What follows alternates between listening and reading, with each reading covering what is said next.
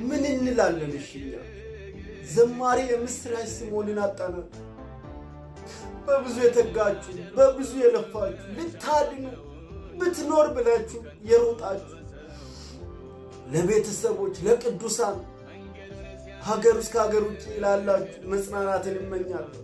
የምር በጣም ያሳዝናል፣ በጣም ልብ ይሰብራል።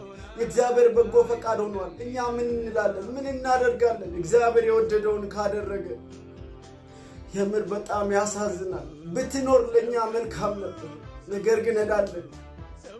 የቅዱሳን ሞት በእግዚአብሔር ዘንድ የከበረ ነውና ወደምትወደው ወደ አገለገለችው ወደ ዘመረችው ወደ አምላኳ ዘማሪ የምስራች ሄዳለች። ለሁላችሁ መጽናናቱን ይስጣችሁ።